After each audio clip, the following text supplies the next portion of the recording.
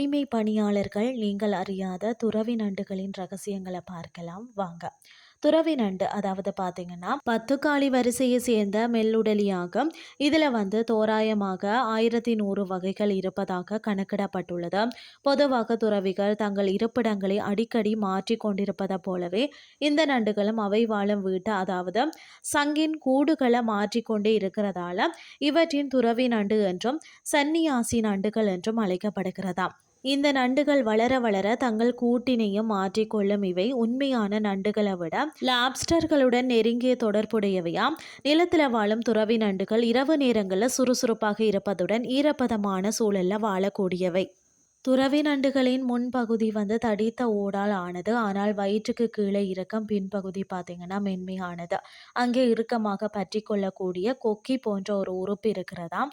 இவை தங்கள் உடலை எதிரிகளிடமிருந்து பாதுகாப்பதற்காக இந்த சங்கு நத்தை போன்றவற்றின் ஓடுகளை நாடி செல்கிறதாம். தங்களுக்கு ஏற்ற ஓடு கிடைத்து விட்டால் மென்மையான பகுதியை ஓட்டுக்குள்ள நுழைத்து கொக்கி போன்ற உறுப்பின் மூலம் ஓட்டை இறுக்கமாக பற்றி கொண்டு வாழ ஆரம்பிக்கிறதா. இவற்றில உடல் வளர்ந்தவுடன் பார்த்தீங்கன்னா வேறு ஒரு பெரிய ஓட்டை தேடி சென்று வசிக்க ஆரம்பிக்கிறதா. இந்த நண்டுகள் நத்தைகளை விட்டு சென்ற சங்கு கூடுகளை தங்கள் பாதுகாப்பிற்காக பயன்படுத்தி கொள்கிறதா. துறவி நண்டுகள் 32 ஆண்டுகள் வரை உயிர் வாழ்வதாக கூறப்படுகிறது.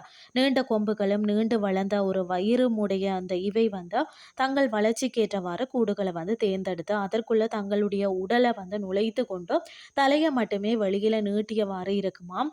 எதிரிகள் வருவது தெரிஞ்சாலே தலையை உள்ள இழுத்து கொள்ளுமாம்.